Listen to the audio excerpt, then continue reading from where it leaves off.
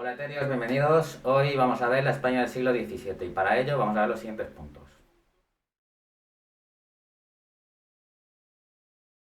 Punto número 1. Los Austrias del siglo XVII, conflictos internos y gobierno de válidos. En este periodo va a haber tres reyes: Felipe III, Felipe IV y Carlos II, a los que no les gusta gobernar y van a delegar todo el poder en los nobles. Felipe III, 1598-1621. Va a tener dos nobles, el duque de Lerma y el duque de Uceda, quienes van a gobernar para sus propios intereses y comienza la decadencia en España. Felipe IV, 1621-1665. Tendrá como válido al conde duque de Olivares, quien hace una política para mantener la hegemonía de España a nivel mundial. Carlos II, 1665-1700. Va a tener graves problemas biológicos, se le va a conocer como el hechizado y es una época muy convulsa dado que va a gobernar su madre, su mujer, Juan José de Austria, el duque de Medinaceli, entre otros. España pasa a ser un país de segundo orden. Conflictos internos. Dentro de esta etapa, los conflictos internos se van a producir durante el reinado de Felipe III en 1609, dado que se va a expulsar a los moriscos de primero Valencia y en 1615 del resto de España, a consecuencia de la acusación de la clase noble de que estos conspiraban con los piratas contra España. Por ello, se perderá casi el 30% de la población tanto en Valencia como en Murcia, que creará una grave crisis económica. Punto número 2. La crisis de 1640. Va a ser un año nefasto. España participa en la Guerra de los 30 años. El enemigo principal va a ser Francia. Para ello, en 1630, el gobierno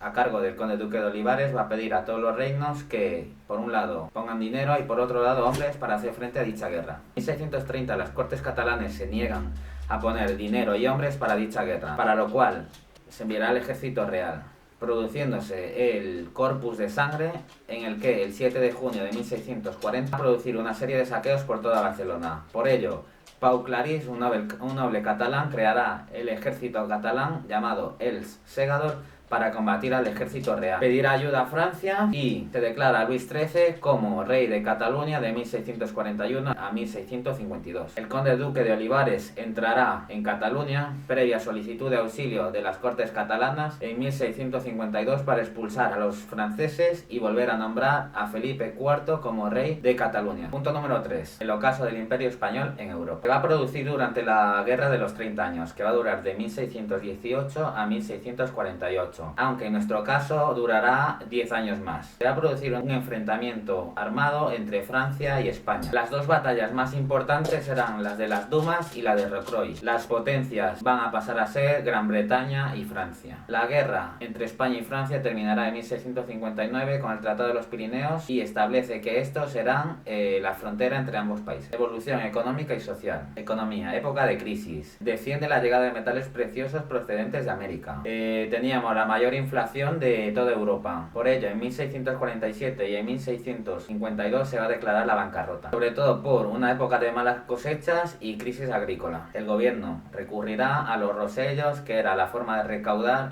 dinero, los impuestos. En sociedad va a haber una crisis demográfica debido sobre todo a las despoblaciones por la expulsión de los moriscos y las epidemias que van a asolar desde 1647 a 1652, declarándose pestes por toda España. Es una época en la que las clases altas van a aumentar sus riquezas y las clases pobres se empobrecerán aún más. La Inquisición hará muchos más juicios de herejía, brujería, etc. Punto número 5. Esplendor cultural. El siglo de oro. Se produce en el último tercio del siglo XVI y la primera mitad del siglo XVII. Se va a caracterizar por la importancia del espíritu religioso contrarreformista. Se exalta la monarquía en muchos actos. Hay males socioeconómicos, despoblación, presión fiscal, enriquecimiento de extranjeros y proponen medidas para combatirlos. Literalmente, este momento cultural lo inicia el Quijote y terminará con el teatro de Lope de Vega. Muy bien, etéreos, y con esto damos por finalizado el siglo XVII. Como veis, un tema sencillo, corto y con los puntos específicos. No olvidéis suscribiros y nos vemos en el siguiente vídeo.